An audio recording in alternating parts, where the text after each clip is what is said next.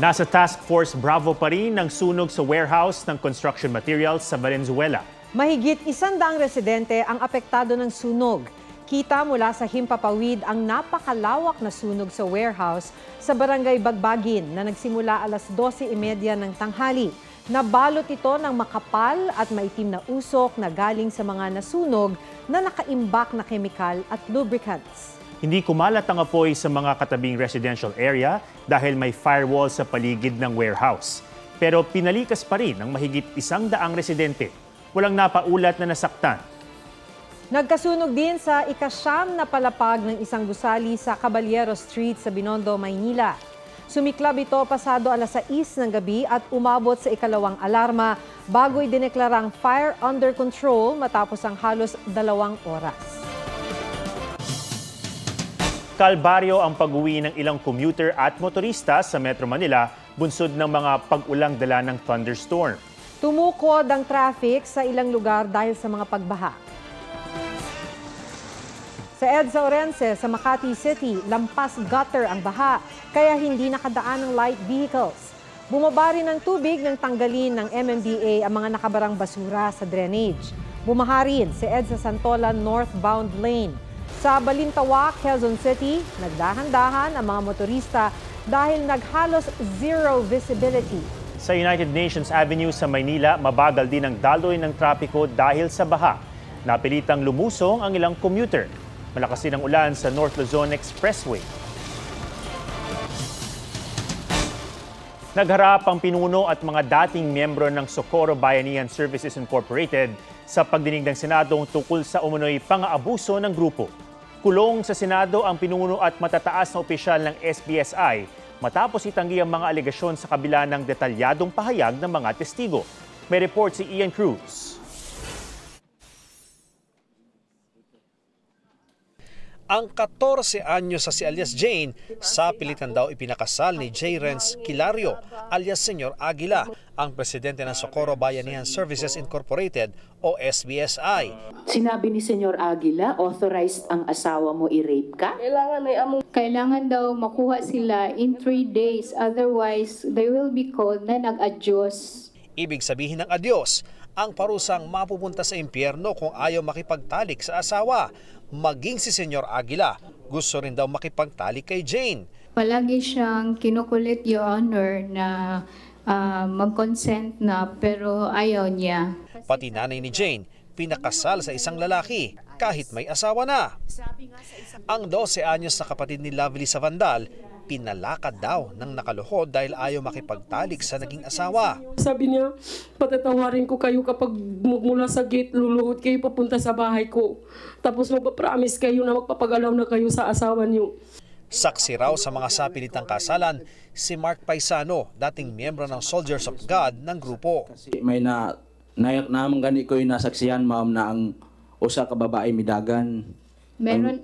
Meron akong nasaksihan na yung isang babae ay tumakbo. We ran after her and we dragged her, Your Honor. Napaiyak din ng 12 anyos sa si alias Renz nang ikwentong pinwersa umano siyang magsanay para maging batang sundalo. Bakit ka ba tumakas sa kapihan? Kay wala may eskwela sa karon bisag 12 yung edad, di pagyabog ko ibubusuhat. Wala kasi silang pag-aaral, Your Honor, at 12 na yung edad niya, hindi pa siya marunong sumulat. Itinanggi ni Senyor Aguila ang mga paratang. Kung hindi mag-6, pinapanis mo yung bata. Hindi po yan totoo, sir. Pero sa ipinakitang family planning form ni Senator Risa Ontiveros, 15 anyos ang bata na may civil status na married at may isa ng anak. Sabi pa ng LGU at DepEd, halos 1,000 sa mga kabataan ng grupo ay out-of-school youth. Sakit po isipin na parang hinusgahan po ako ng lahat. Hindi ko po magagawa yan. Bata pa po ako. Hindi nga po ako nakapagtapos ng pag-aaral. Kumbinsido ang mga senador na nagsisinungaling si Senyor Aguila at 3 pang leader ng grupo. Kaya na-cite in contempt sila at mananatili sa Senado hanggang payagan ng komiteng makalabas. Hindi rin naniniwala si De La Rosa ng 22 anyos sa si Senyor Aguila ang nagpapatakbo ng SBSI. Plano ng komite na magsagawa ng hearing sa bayan ng Socorro para makita mismo ang sitwasyon sa Sitio Kapihan. Sinubaybayan ng mga taga-Sitio Kapihan ang Senate hearing. Pero ang nanay na ito, napaiyak na lang sa pagtestigo ng dalawa niyang anak laban sa SBSI. Kasinungalingan yung lahat. Kasi yung anak kong babae nandoon sa Kapihan, hindi yun ang ugali niya. Nalulungkot po kaming lahat dito sa Kapihan, pero kakayanan namin. Isang dating miyembro naman ang napapailing paminsan-minsan. Kasi mga sinungaling sila. Ian Cruz nagbabalita para sa GMA Integrated News. Mataas ang tsansang pagbibigyan ng LTFRB ang petisyon ng mga transport group na taas pasahe sa jeep. Sa pagdinig sa mga petisyon, sinabi ni LTFRB Chairman Teofilo Guadis na pabor sila. Pero ang tanong ay kung magkano.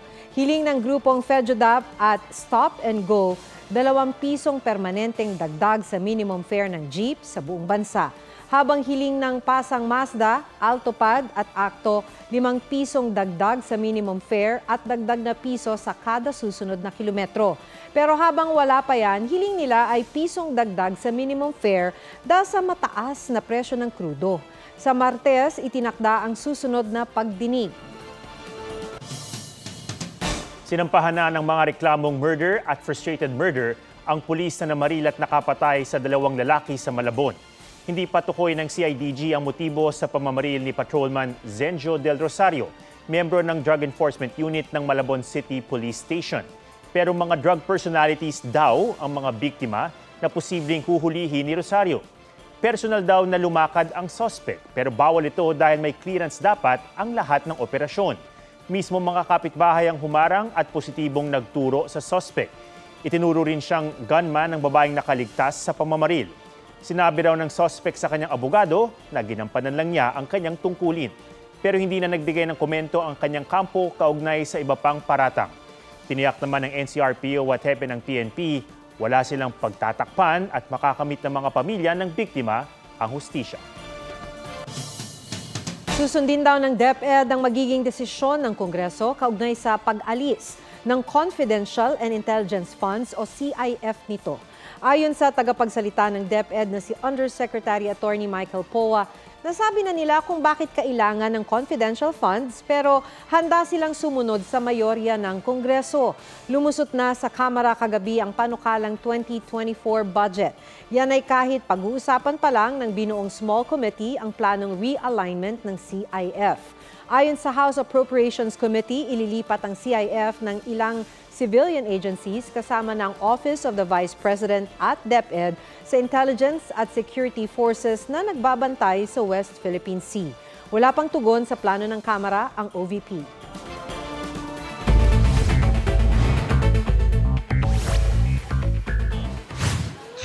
Presyo ng itlog tumaas, kaya ilang tindero umaaray sa matumal na bentahan. Sa bagsakan sa Santa Cruz, Maynila, 10 piso ang itinaas ng kada tray. Sa ilang wholesaler, 200 pesos ang isang tray ng extra small na itlog, habang 250 pesos naman ang jumbo. Ayon sa mga egg producer, bunsod ito ng mataas na demand ngayong bare months, pagbaba ng supply at pagtaas ng gasto sa produksyon. Biyahe sa LRT Line 1 madaragdagan simula October 1. Mula 410 trips tuwing weekdays, magiging 460 trips na ito. Magiging 331 trips naman ang kasalukuyang 293 trips tuwing Sabado at Linggo. Ayon sa pamunuan ng LRT, tugon ito sa pagdami ng commuters. Ngayong balik face-to-face na mga estudyante at sa holiday season. Dahil sa pagdami ng biyahe ng LRT1, i-adjust din ang oras ng operasyon nito tuwing weekend at holidays. Bernadette Reyes, nagbabalita para sa GMA Integrated News. Bibisita sa Pilipinas ang Parasite star na si Choi Woo-shik sa Nobyembre. Nadagdagan naman ang world record ng Blackpink member na si Lisa. May report si Aubrey Carampel. Another world record for Lisa of Blackpink. Inanunsyo ng Guinness na nakuha ng kanyang Money single ang world record for the first K-pop track by a solo artist to reach 1 billion streams on Spotify. Nililis noong September 2021 ang kanta na bahagi ng solo debut single album na La Lisa. Top 2 na ang world record ni Lisa as a solo artist. Kasama riyan ang first solo K-pop winner at the MTV Video Music Awards, at most followers on Instagram for a K-pop artist. Isa pang South Korean oppa ang bibisita sa Pilipinas. Magkakaroon ng fan meet si Choi Woo-shik sa Quezon City sa Nobyembre. Nakilala si Woo-shik sa Oscars Best Film Parasite at 2021 K-drama hit series na Our Beloved Summer. Kim Bum tries halo-halo. Isa yan sa mga na-enjoy ng oppa habang nasa bansa para sa isang fan meet. Hello, ako po si Kim Bum. Between you and me, simula na natin. Nabusog din ang fan sa performance ni Kim Bum. Aubrey Carampel nagbabalita para sa GMA Integrated News. Nasawi ang isang babae sa Makilala, Cotabato matapos kumain ng inadobong palaka. Ayon sa pamilya ni Marilyn Vehemente, nakahuli siya ng palaka sa ilog at kinain ng atay nito. Pinulutan din daw ng ibang kaanak ang palaka. Namanhid ang bibig, sumakit ang tiyan at sumuka ang biktima. Nadala pa siya sa ospital pero namatay kalaunan. Ayon sa doktor, may likidong bahagi ng katawan ng palaka na nagtataglay ng lason. Inoobserbahan ang kalagayan ng iba pang kaanak ng biktima na kumain din ng palaka. Dininay ng MTRCB ang inihaing motion for reconsideration ng GMA Network at ABS-CBN Corporation para sa It's Showtime.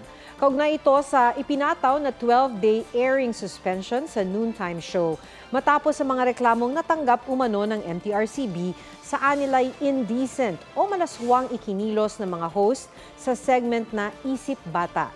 Sa pahayag ng ABS-CBN, natanggap na nila ang desisyon at kasalukuyang nag-e-explore ng possible options. Dahil hindi pa final at executory ang suspension, makakaasa raw na patuloy na mapapanood ang It's Showtime.